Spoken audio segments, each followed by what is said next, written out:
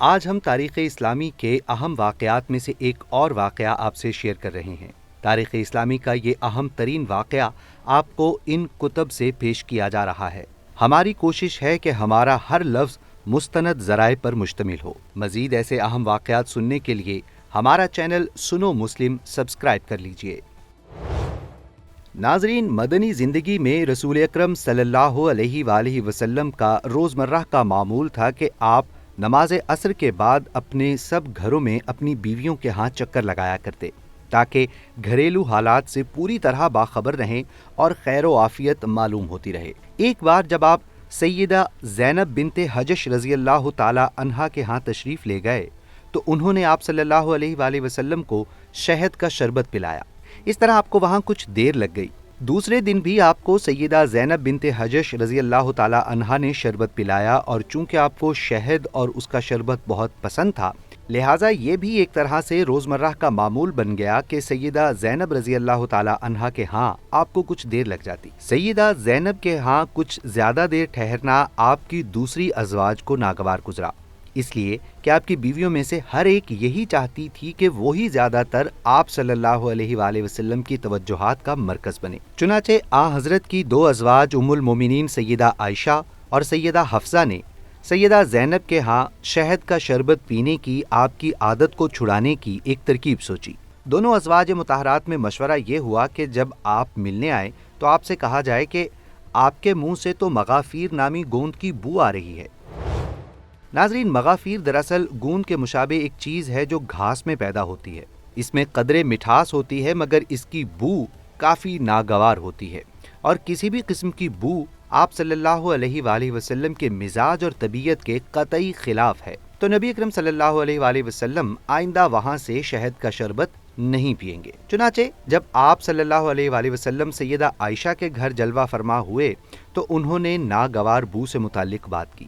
اسی طرح be be Hafsa نے بھی جب یہی بات کی تو نبی اکرم صلی اللہ علیہ وآلہ وسلم نے آئندہ سیدہ زینب کے ہاں سے شہد نہ پینے کی قسم اٹھا لی، گویا کہ شہد کو اپنے اوپر حرام کر لیا۔ اس کے ساتھ ساتھ یہ بھی تنبیہ کی کہ کسی کو بھی یہ بات نہ بتائی جائے۔ اس پر یہ آیت نازل ہوئی، یا ایہا النبی لما تحرم ما احل اللہ لک تبتغی مرضات ازواجک واللہ غفور الرحیم۔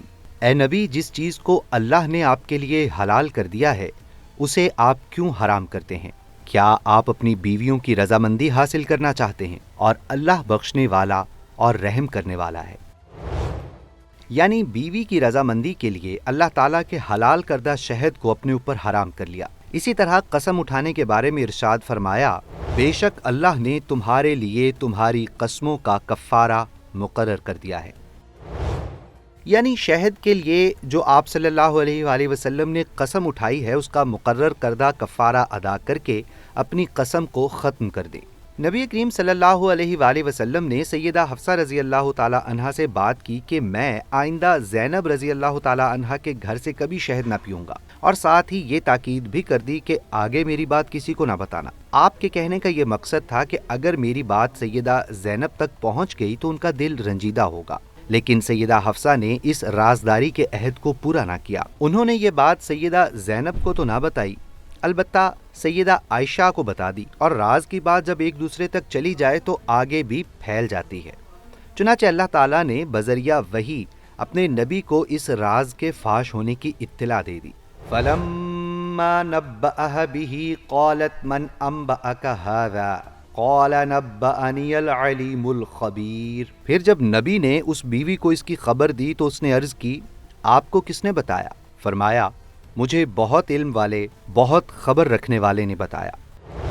اب اس معاملے کو حل کرنے کے لیے رب العالمین عز و جل نے سورہ تحریم کی 4 آیت نازل فرمائی، اے نبی کی دونوں بیویوں، اگر تم دونوں اللہ کی بارگاہ میں توبہ کرو، کیونکہ تمہارے دل ضرور کچھ ہٹ گئے ہیں، تو وہ توبہ قبول کرے گا، اور اگر نبی کے مقابلے میں تم ایک دوسرے کی مدد کرو تو بے شک اللہ خود ان کا مددگار ہے، اور جبریل اور نیک ایمان والے اور اس کے بعد فرشتے مددگار ہیں۔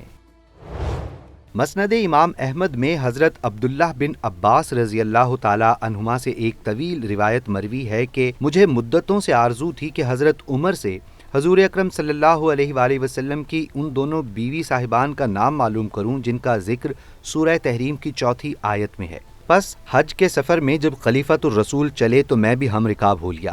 ایک راستے میں حضرت عمر راستہ چھوڑ کر جنگل کی طرف چلے، میں ڈولچی لیے ہوئے پیچھے پیچھے گیا۔ آپ حاجت ضروریہ سے فارغ ہو کر آئے، میں نے پانی ڈلوایا اور وضو کرایا۔ اب موقع پا کر سوال کیا کہ اے امیر المومنین، جن کے بارے میں یہ آیت ہے وہ دونوں کون ہیں؟ آپ نے فرمایا ابن عباس، افسوس۔ حضرت ظاہری فرماتے ہیں حضرت عمر کو ان کا یہ دریافت کرنا برا معلوم ہوا، لیکن چھپانا جائز نہ تھا، اس لیے جواب دیا اس سے مراد حضرت عائشہ اور حضرت حفصہ ہیں۔ پھر حضرت عمر نے واقعہ بیان کرنا شروع کیا۔ بنو امیہ بن زید کے قبیلے میں جو مدینے سے ملا ہوا تھا، میں اپنے ایک انصاری پڑوسی کے ساتھ رہتا تھا۔ ہم دونوں نے نبی کریم صلی اللہ علیہ وآلہ وسلم کی خدمت میں حاضری کی باری مقرر کر رکھی تھی۔ ایک دن وہ حاضر ہوتے اور ایک دن میں۔ جب میں حاضری دیتا تو اس دن کی تمام خبریں وغیرہ لاتا اور ان کو سناتا، اور جب وہ حاضر ہوتے تو وہ بھی اسی طرح کرتے۔ حضرت عمر آگے مزید بیان کرتے ہیں کہ ہم قریش کے لوگ مکہ میں اپنی عورتوں پر غالب رہا کرتے تھے، لیکن جب ہم ہجرت کر کے انصار کے پاس آئے تو انہیں دیکھا کہ ان کی عورتیں خود ان پر غالب تھیں۔ ہماری عورتوں نے بھی ان کا طریقہ اختیار کرنا شروع کر دیا۔ میں نے ایک دن اپنی بیوی کو ڈانٹا تو انہوں نے بھی اس کا جواب دیا۔ ان کا یہ جواب مجھے ناگوار معلوم ہوا، لیکن انہوں نے کہا میں اگر جواب دیتی ہوں تو تمہیں ناگواری کیوں ہوتی ہے؟ قسم اللہ کی، نبی کریم صلی اللہ علیہ وآلہ وسلم کی ازواج تک آپ کو جواب دے دیتی ہیں، اور بعض بیویاں تو آپ سے پورا دن اور پوری رات خفا رہتی ہیں۔ حضرت عمر کہتے ہیں یہ بات سن کر میں بہت گھبرایا اور کہا کہ ان میں سے جس نے بھی ایسا کیا ہوگا وہ بہت بڑے نقصان اور خسارے میں ہے۔ حضرت عمر نے اس کے فوری بعد کپڑے پہنے اور اپنی بیٹی ام المومنین حضرت حفصہ رضی اللہ تعالی عنہا کے پاس پہنچے۔ حضرت عمر کہتے ہیں میں نے انہیں کہا اے حفصہ، کیا تم میں سے کوئی نبی کریم صلی اللہ علیہ وآلہ وسلم سے پورے دن رات تک ناراض رہتی ہیں؟ حفصہ نے جواب دیا ہاں۔ میں بول اٹھا کہ پھر تو وہ تباہی اور نقصان میں رہیں۔ کیا تمہیں اس سے امن ہے کہ اللہ اپنے رسول کی خفگی کی وجہ سے تم پر غصہ ہو جائے اور تم ہلاک ہو جاؤ؟ حضرت عمر نے حضرت حفصہ سے مزید فرمایا رسول اللہ صلی اللہ علیہ وآلہ وسلم سے زیادہ چیزوں کا مطالبہ ہرگز نہ کیا کرو، نہ کسی معاملے میں آپ کی کسی بات کا جواب دو اور نہ آپ پر خفگی کا اظہار ہونے دو، البتہ جس چیز کی تمہیں ضرورت ہو مجھ سے مانگ لیا کرو۔ پھر حضرت عمر نے حضرت عائشہ سے متعلق اپنی بیٹی سے کہا کسی خود فریبی میں مبتلا نہ رہنا، تمہاری یہ پڑوسن تم سے زیادہ جمیل اور لطیف ہیں اور رسول اکرم صلی اللہ علیہ وآلہ وسلم کو زیادہ پیاری بھی ہیں۔ عبداللہ بن عباس کی اس روایت میں عمر رضی اللہ تعالی عنہ مزید فرماتے ہیں ان دنوں یہ چرچا ہو رہا تھا کہ غسان کے فوجی ہم سے لڑنے کے لیے گھوڑوں کو سم لگا رہے ہیں۔ میرے پڑوسی ایک دن اپنی باری پر مدینہ گئے ہوئے تھے، پھر عشاء کے وقت واپس لوٹے اور میرا دروازہ بڑی زور سے کھٹکھٹاتے ہوئے کہا کیا آپ سو گئے ہیں؟ میں بہت گھبرایا ہوا باہر آیا تو بولے ایک بہت بڑا حادثہ پیش آ گیا ہے۔ میں نے پوچھا کیا ہوا؟ کیا غسان کا لشکر آ گیا؟ انہوں نے کہا اس سے بھی بڑا اور سنگین حادثہ، وہ یہ کہ رسول اللہ صلی اللہ علیہ وآلہ وسلم نے اپنی بیویوں کو طلاق دے دی ہے۔ یہ سن کر عمر رضی اللہ تعالیٰ عنہ بولے حفصہ تو تباہ ہو گئی، مجھے تو پہلے ہی کھٹکا تھا کہیں ایسا نہ ہو جائے۔ یہ سن کر آپ کپڑے بدل کر مدینہ کی جانب روانہ ہو گئے۔ کہتے ہیں فجر کی نماز پڑھتے ہی آپ صلی اللہ علیہ وآلہ وسلم اپنے بالا خانہ میں تشریف لے گئے اور وہیں تنہائی اختیار کر لی۔ میں حفصہ کے پاس گیا، دیکھا تو وہ رو رہی تھیں۔ میں نے کہا رو کیوں رہی ہو؟ کیا پہلے ہی میں نے تمہیں نہیں کہہ دیا تھا؟ کیا رسول اللہ نے تم سب کو طلاق دے دی ہے؟ حفصہ نے جواب دیا مجھے کچھ معلوم نہیں۔ حضرت عمر کہتے ہیں پھر میں باہر نکلا اور ممبر کے پاس آیا، وہاں کچھ لوگ موجود تھے اور بعض رو بھی رہے تھے۔ تھوڑی دیر تو میں ان کے ساتھ بیٹھا رہا، لیکن مجھ پر رنج کا غلبہ ہوا اور میں بالا خانے کے پاس پہنچا جس میں آپ صلی اللہ علیہ وآلہ وسلم تشریف رکھتے تھے۔ میں نے آپ کے ایک سیاہ فام غلام سے کہا نبی کریم سے کہو کہ عمر اجازت چاہتا ہے۔ وہ غلام اندر گیا اور آپ سے گفتگو کر کے واپس آیا اور کہا میں نے آپ کی بات پہنچا دی تھی، لیکن آپ صلی اللہ علیہ وسلم خاموش ہو گئے۔ عمر کہتے ہیں میں واپس آ کر انہی لوگوں کے ساتھ بیٹھ گیا جو ممبر کے پاس موجود تھے۔ پھر مجھ پر رنج غالب آیا اور میں دوبارہ آیا، لیکن اس دفعہ بھی وہی ہوا، پھر آ کر انہی لوگوں میں بیٹھ گیا جو ممبر کے پاس تھے۔ جناب عمر فرماتے ہیں لیکن اس مرتبہ پھر مجھ سے نہیں رہا گیا اور میں نے غلام سے آ کر کہا کہ عمر کے لیے اجازت چاہو، لیکن بات جوں کی توں رہی۔ جب میں واپس ہو رہا تھا تو غلام نے مجھ کو پکارا اور کہا رسول اللہ نے آپ کو اجازت دے دی ہے۔ बारगाह नबवी से बुलावे का सुनकर यकीनन उमर की खुशी का कोई ठिकाना न रहा होगा। लेकिन इससे आगे हजरत उमर ने दरबार नबवी सल्लल्लाहु अलैहि वसल्लम का अहवाल बयान किया है, जिसे सुनकर आंखें अश्कबार हुए बगैर नहीं रह सकती।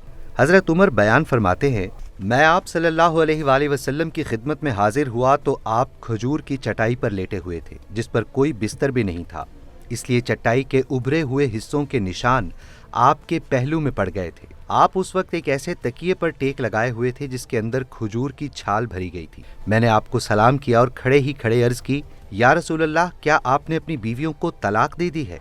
आपने निगाह मेरी तरफ करके फरमाया, नहीं।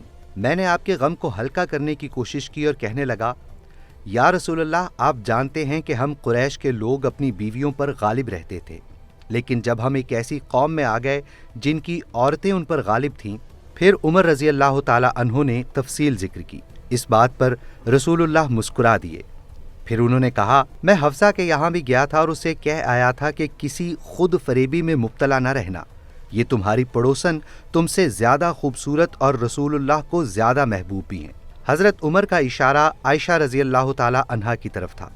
हज़रत उमर की ये बात सुनकर आप दोबारा मुस्कुरा दिए। जनाब उमर मजीद बयान फरमाते हैं, जब मैंने आप सल्लल्लाहु अलैहि वसल्लम को मुस्कुराते देखा तो आपके पास बैठ गया और आपके घर में चारों तरफ देखने लगा। बखुदा सिवाय 3 खालों के और कोई चीज़ वहाँ नजर न आई। मैंने कहा, या रसूल अल्लाह, आप अल्लाह ताला से दुआ फरमाइए कि वो आपकी उम्मत को कुशादगी अता करे। फारस और रूम के लोग तो पूरी फराखी के साथ रहते हैं, दुनिया उन्हें खूब मिली हुई है, हालांकि वो अल्लाह की इबादत भी नहीं करते। आपने फरमाया, ए खत्ताब के बेटे, क्या तुम्हें अभी कुछ शुबा है? तू दुनिया की दौलत को अच्छी समझता है। ये तो ऐसे लोग हैं कि इनके अच्छे आमाल जो वो मामलात की हद तक करते हैं, उनकी जज़ा इसी दुनिया में उनको दे दी गई है। जनाब उमर कहते हैं, ये सुनकर मैं बोल उठा, या रसूल अल्लाह, मेरे लिए अल्लाह से मग़फ़िरत की दुआ कीजिए। नबी करीम ने अपनी अज़वाज से इस बात पर अलहदगी इख्तियार कर ली थी कि आयशा रज़ी अल्लाह ताला अन्हा से हफ्सा रज़ी अल्लाह ताला अन्हा ने पोशीदा बात कह दी। नबी करीम ने इस इंतहाई खफगी की वजह से जो आपको हुई थी फरमाया था, मैं अब उनके पास 1 महीने तक नहीं जाऊंगा। फिर जब 29 दिन गुजर गए तो आप आयशा रज़ी अल्लाह ताला अन्हा के घर तशरीफ़ ले गए और उन्हीं के यहाँ से आप सल्लल्लाहु अलैहि वसल्लम ने इब्तिदा की। आयशा रज़ी अल्लाह ताला अन्हा ने कहा, आपने तो अहद किया था कि आप हमारे यहाँ 1 महीने तक तशरीफ़ नहीं लाएंगे और आज अभी 29वीं की सुबह है, मैं तो दिन गिन रही थी। नबी करीम सल्लल्लाहु अलैहि वसल्लम ने फरमाया, ये महीना 29 दिन का है और वो महीना 29 दिन ही का था। आयशा रज़ी अल्लाह ताला अन्हा ने बयान किया कि फिर वो आयत नाजिल हुई जिसमें अज़वाजुन नबी को इख्तियार दिया गया था।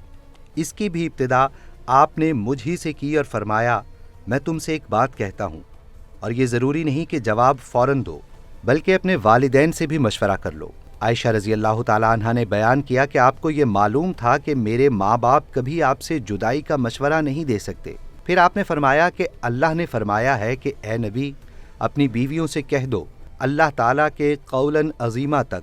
मैंने अर्ज़ किया, क्या अब इस मामले में भी अपने वालिदैन से मशवरा करने जाऊंगी? इस पर तो किसी को शुबा की गुंजाइश ही नहीं है कि मैं अल्लाह और उसके रसूल और दार आखिरत को पसंद करती हूँ। इसके बाद आप सल्लल्लाहु अलैहि वसल्लम ने अपनी दूसरी बीवियों को भी इख्तियार दिया और उन्होंने भी वही जवाब दिया जो आयशा रज़ी अल्लाह ताला अन्हा ने दिया था। तारीख़ इस्लामी के ये अहम तरीन वाक़यात आपको इन कुतब से पेश किए गए हैं। हमारी कोशिश है कि हमारा हर लफ्ज़ मुस्तनद ज़राए पर मुश्तमिल हो। मज़ीद ऐसे अहम वाक़यात सुनने के लिए हमारा चैनल सुनो मुस्लिम सब्सक्राइब कर लीजिए। वीडियो को लाइक और शेयर ज़रूर करें। कमेंट सेक्शन में ये भी बताएं कि आप आइंदा तारीख़ इस्लाम का कौन सा वाक़या सुनना चाहेंगे। अल्लाह निगहबान।